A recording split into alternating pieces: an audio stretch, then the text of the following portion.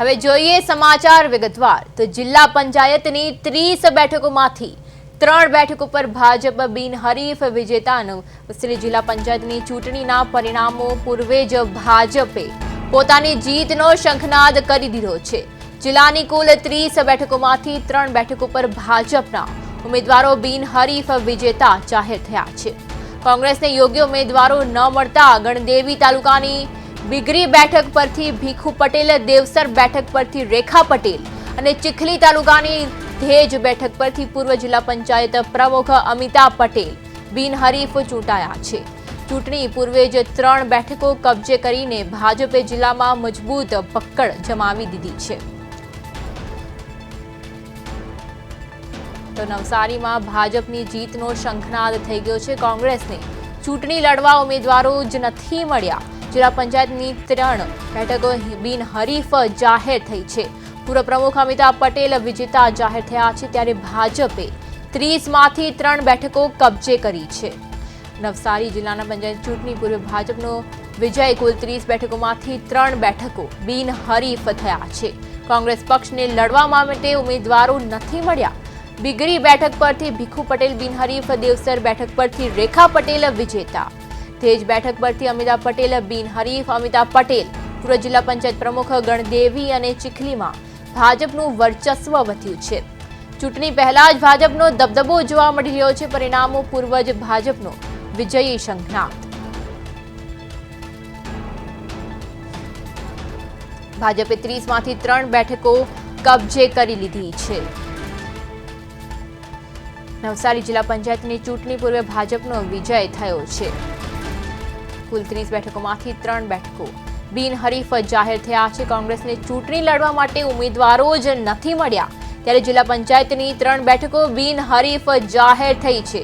ત્યારે પૂર્વ પ્રમુખ અમિતા પટેલ વિજેતા જાહેર થયા છે। ભાજપે 30માંથી 3 બેઠકો પર કબજો જમાવી લીધો છે। નવસારી જિલ્લા પંચાયતની ચૂંટણી પૂર્વે ભાજપનો વિજય થઈ ચૂક્યો છે। કુલ 30 બેઠકોમાંથી 3 બેઠકો બિનહરીફ જાહેર થતા પક્ષને લડવા માટે ઉમેદવારો જ નથી મળ્યા। ત્યારે બિગરી બેઠક પરથી ભીખુ પટેલ બિનહરીફ થયા છે। ત્યારબાદ દેવસર બેઠક પરથી રેખા પટેલ વિજેતા થયા છે। ધેજ બેઠક પરથી અમિતા પટેલ બિનહરીફ જાહેર થયા છે। અમિતા પટેલ પૂર્વ જિલ્લા પંચાયત પ્રમુખ ગણદેવી અને ચીખલીમાં ભાજપનું વર્ચસ્વ વધ્યું છે। ચૂંટણી પહેલા જ ભાજપનો આ દબદબો જોવા મળ્યો છે, ત્યારે પરિણામે પૂર્વ જ ભાજપનો વિજય શંખનાદ થયો છે। ભાજપે 30માંથી 3 બેઠકો પર કબજો જમાવ્યો છે। નવસારીમાં ભાજપની જીતનો શંખનાદ થઈ ચૂક્યો છે।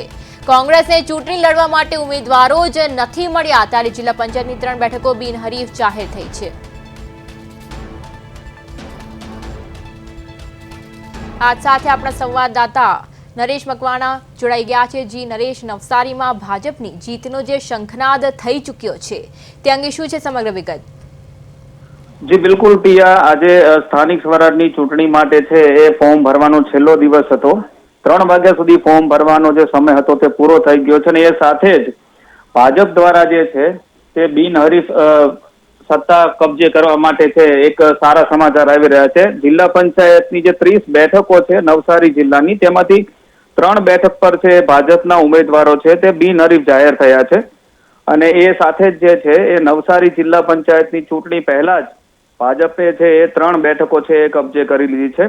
કોંગ્રેસને જે છે આ તાલુકા અને જિલ્લા પંચાયતની જે ચૂંટણી છે તેની અંદર છે એક પણ ઉમેદવાર મળ્યો નહોતો, અને તેનો જે સીધો ફાયદો જે છે તે ભાજપને થયો હતો। જિલ્લા પંચાયતની જે વાત કરીએ આપણે નવસારી જિલ્લાની, તો ત્યાં ગણદેવી તાલુકા અંતર્ગત બિગરી અને દેવસર 2 બેઠકો છે, અને ત્યાં જે છે ભાજપની સામે એક પણ હરીફ ઉમેદવાર જે નહોતો, તેના કારણે જે છે એ ગણદેવીની આ બંને જિલ્લા પંચાયતની બેઠક જે છે એ ભાજપના ખાતે ગઈ હતી। એ જ રીતે છે એ બીજી બેઠકની જો વાત કરીએ તો ચીખલી તાલુકાની એક જે ધેજ બેઠક છે, એ ધેજ બેઠક પર પણ છે એ વિરોધ પક્ષમાંથી છે કોઈ પણ ઉમેદવારી નોંધાવી નહોતી, અને તેના કારણે જે છે એ ધેજ જિલ્લા પંચાયતની જે બેઠક છે ત્યાં ભાજપના અમિતા પટેલ જે છે તે બિનહરીફ જે છે એ જાહેર થયા છે। અમિતા પટેલ જે છે તે પૂર્વ જિલ્લા પંચાયતના પ્રમુખ પણ રહી ચૂકેલા છે।